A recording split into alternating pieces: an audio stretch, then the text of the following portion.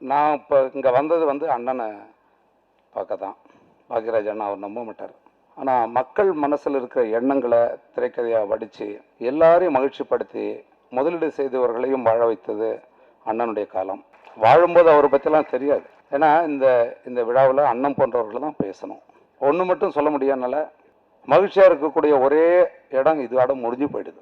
மாற்றங்களை செய்ய முடியும், ஒன்றுமே இல்லை, செய்ய முடியாது, எதுவுமே கிடையாது. அது மாற்ற வேண்டியவங்க மாற்றணும், களையப்படணும். அதுக்கான மேடை இல்லது. ஏன்னா நான் உண்மை பேசினா தாங்க மாட்டாங்க, அது வேண்டாம். இந்த மகிழ்ச்சி வந்து நிலைக்கணும், அது செய்ய வேண்டியவங்க செய்யணும். மகிழ்ச்சி நிலைக்கணும்னா சினிமா தழைக்கணும்.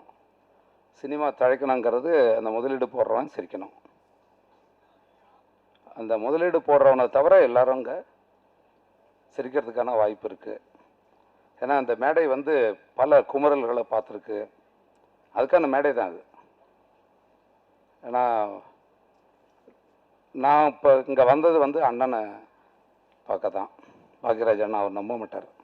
ஏன்னா நான் ஒரு தீவிர எம்ஜிஆர் ரசிகன். அதற்கு பிறகு நான் வந்து சினிமாவை வந்து ஒரு மக்கள் மனசில் இருக்கிற எண்ணங்களை கதையாக மாற்றுறது ஒரு சினிமா. நான் நினைக்கிறத நீ இதை பார் அப்படின்னு மக்களை வந்து பார்க்க வைக்கிறது ஒரு சினிமா.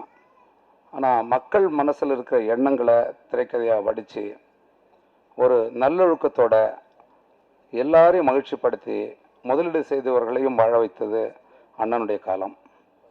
ரொம்ப முக்கியமானவர். வாழும்போது அவரை பற்றிலாம் தெரியாது. ஏன்னா இந்த விழாவில் அண்ணன் போன்றவர்கள் தான் பேசணும், அதுதான் சரியானது. ஒன்று மட்டும் சொல்ல முடியாதனால இந்த முதலீடு செய்யக்கூடிய தயாரிப்பாளர்கள், அதில் பணிபுரிஞ்ச தொழிலாளர்கள், குறிப்பாக தொழில்நுட்ப கலைஞர்கள், இவங்களுக்கு எல்லாரும் வந்து மகிழ்ச்சியாக இருக்கக்கூடிய ஒரே இடம் இதோட முடிஞ்சு போயிடுது. 100 பேர் படம் எடுத்தாங்கன்னா 99 பேரில் 100 பேருன்னே சொல்லலாம். அது மாதிரி நிலை தான் இப்போ இருக்குது.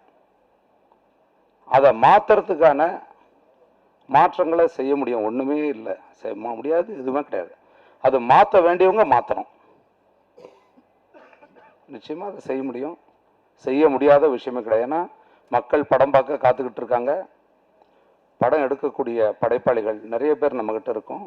மிகச்சிறந்த நடிகர்கள் இருக்காங்க. இங்கே இடையில் இருக்கிற குளறுபடிகள் களையப்படணும். அதுக்கான மேடை இல்லது. ஏன்னா நான் உண்மை பேசினா தாங்க மாட்டாங்க, அது வேண்டாம். ஆனால் நான் மறந்துடுவேன். இங்கே நான் வர்றதுக்கான காரணம், ஏன்னா பொதுவாக வந்து இது மாதிரி நிகழ்ச்சிகள் நான் கலந்துக்கிறது இல்லை.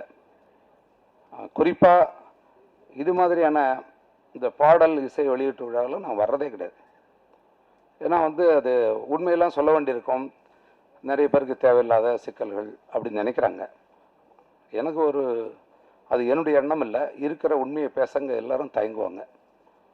அதனால் அதை விட்டுடலாம். ஆனால் நான் நாள்தோறும் காலையில் 6 மணிக்கு சந்திக்கிற சீனிவாசன், பிறகு சிவா, இவங்க 2 பேரும் முக்கியமான என்னுடைய நண்பர்கள், தயாரிப்பாளர்கள். அவங்க ஒரு தொகை வச்சு ஒரு படத்தை எடுத்து இதை கொண்டு வரலான்னு நினைக்கும்போது இன்னும் அது சிறப்பாக வரணுங்கிறதுக்காக இன்னொரு தயாரிப்பாளரை சேர்த்துக்கிட்டாங்க, திரு ரூபேஷ் அவர்கள். ஐயா இருக்கீங்களா? 3 பேரும். என்னை கேட்டால் வந்து இன்றைக்கி வந்து இந்த கண்ணா பின்னாங்கிற படம் வந்து முழு வளர்ச்சி அடைந்து அது மக்களிடத்தில் போய் சேரத்துக்கு மிக முக்கியமான காரணம் இவர் தான். எனக்கு அது பெரிய விஷயங்க. இன்றைக்கி வந்து ரொம்ப பேர் பயமுறுத்துவாங்க. அதையெல்லாம் தாண்டி அதை வந்து முன் வந்திருக்காரு. ஆனால் நான் வந்து பாடல் காட்சி, முன்னோட்ட காட்சி நான் பார்க்கலைங்க. நான் பார்க்கல, அதனால் நான் அதை கருத்தை நான் வந்து சொல்லலை. ஆனால் பாடல்களை நான் கேட்டேன். இயக்குனர் தம்பியை நான் பார்த்தேன். எனக்கு வந்து ஒரு படம், அதாவது நான் வந்து எனக்கு பிடிச்ச படத்தை நான் வந்து எடுக்கிறது மாதிரி மற்ற படங்களை நான் பார்க்குறதில்ல. நிறைய சண்டை காட்சிகள், நகைச்சுவை காட்சி இருந்தால் அந்த படத்தை நான் பார்ப்பேன். இது ரொம்ப பேருக்கு தெரியாது. ஏன்னா படங்கிறது பொழுதுபோக்காக இருக்கணுங்கிற ஒன்று இருக்குது. அதே நேரத்தில் நம்ம சொல்ல வர்றத ஆணித்தரமாக சொல்லணுங்கிறதும் ஒன்று இருக்குது. நான் அது மாதிரி படங்களை எடுக்காமல் போனால் கூட என்னால் ரசிக்க முடியும். பாடல்களை கேட்டேன், எனக்கு பிடிச்சிருந்தது. எனக்கு இன்னும் வந்து பல முக்கியமான தொழில்நுட்ப கலைஞர்கள் இதில் உருவாக போகிறாங்கன்னு மற்ற எண்ணம் மட்டும் எனக்கு இருக்கு. மற்றொன்று சொல்லணும்னா, இது இந்த படம் சரியான முறையில் கொண்டு போய் மக்களிடத்தில் சேரணும். அதுக்கும் ரூபேஷ் தான் உதவியாக இருக்கணும். கொஞ்சம் முதலீடு தேவை இருக்குது. இந்த படத்தை யாரும் வாங்கலாம் மாட்டாங்க, யாரும் வாங்க மாட்டாங்க. படம் வந்து நீங்கள் கஷ்டப்பட்டு மேலும் பணத்தை போட்டு வெளியிட்டிங்கன்னா அதில் அந்த லாபத்தை பிடிங்கிட்டு போகிறதுக்கும் காத்துக்கிட்டு இருக்காங்க. அதுதான். ஆனால் படம் வெற்றி படம்னு சொல்லுவாங்க.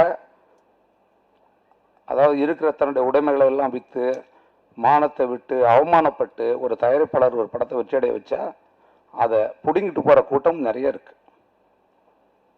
ஆனால் அதிலிருந்தெல்லாம் நீங்கள் வந்து மீண்டு வரணும், தொடர்ச்சியாக நீங்கள் திரைப்படங்களை செய்யணும் அப்படிங்கிற என்னுடைய வாழ்த்துக்களை தெரிவித்து நான் விடைபெறேன். நன்றி, வணக்கம். இன்ப நாள் இது, இனிய நாள் இது. மேடையில் விட்டிருக்கும் திரைச்சிற்பிகளே, கண்ணா பின்னா பாடல் முன்னோட்ட வெளியீட்டு விழாவில் கலந்து கொள்ள வந்திருக்கும் நண்பர்களே, பெரியோர்களே, பத்திரிகை சகோதரர்களே, தொலைக்காட்சி தோழர்களே, உங்கள் அனைவருக்கும் என் பணிவான காலை தமிழ் வணக்கத்தினை மகிழ்வோடு தெரிவித்துக் கொள்கின்றேன். தயாரிப்பாளர்கள் மிக உயரிய மனம் படைத்தவர்கள். என்னை வெளியிட சென்று அன்பழைப்பு கொடுத்ததற்காக என்னுடைய பணி நிமித்தம் காரணமாக விரைந்து செல்ல வேண்டும் என்று வேண்டுதல் கேட்டுக்கொண்டதற்கெனங்க உடனடியாக பாடல் வெளியீட்டு விழாவை, முன்னோட்டத்தின் வெளியீட்டு விழாவை உடனே வைத்து விட்டார்கள். உண்மையில் காலம் சமயம் அறிந்து நடந்த அந்த தயாரிப்பாளருக்கு என் நிகழ்வை தெரிவித்துக் கொள்கின்றேன். இந்த முன்னோட்டத்திலேயே படத்தினுடைய ஒட்டுமொத்த சிறப்பு இயல்புகளை எடுத்து சொல்லிவிட்டார் இயக்குனர். இது காதல் உண்டு, மோதல் உண்டு, வீரம் உண்டு, ஈரம் உண்டு, கருணை உண்டு, அத்தனையும் ஒட்டுமொத்தமாக ஒரு சுந்தர கலவையாக ஒரு முன்னோட்டத்தில் சொல்லியிருப்பது இயக்குனருக்கு உரிய சால சான்றாகும். அதற்கேற்றபோல் கண்ணா பின்னா டைட்டில் உண்மையிலேயே அதை பற்றி மற்றவர்கள்லாம் சொல்வார்கள். இது வந்து வசூலில் பெறக்கூடிய ஒரு டைட்டில். கண்ணா பின்னா என்று வசூலை அள்ளி குவிக்கும் வண்ணம் படம் மாபெரும் வெற்றியடைய அத்துணை கலைஞர்களையும் தொழில்நுட்ப கலைஞர்களையும் நடிகர்களையும் வாழ்த்தி நிறைவு செய்கிறேன். நன்றி, வணக்கம். குறையா எனக்கு 3 குறை இருக்கு. நிறைய இந்த படத்தை பத்தி பாராட்டி இருப்பாங்க. எனக்கு அந்த ஜனாதிபதி வந்தார் இல்லையா, அதை மட்டும் ஒரு சஜஸ்டிவா காட்டியிருக்கலாம். ரொம்ப அற்புதமான டயலாக் தான் அவங்க பேசினது. இருந்தாலும் பேசாம விட்டுட்டு போராட்டம் இருக்குன்னு சொல்லி ஒரு போராட்டம் தொடங்கி இருந்தா இன்னும் அடுத்த கட்டத்தில் இருந்திருக்குமோ. அந்த ரியாக்ஷன் மட்டும் குறைஞ்ச மாதிரி இருந்துச்சு. அப்படி ஒரு படத்தை நீங்க அடுத்து எடுக்கணும்னு சொல்லி நான் ஆசைப்படுறேன். எதுவுமே நான் அவர் கத்து கொடுத்த மாதிரி தெரியல, நான் அவர்கிட்ட கத்துக்கிட்டு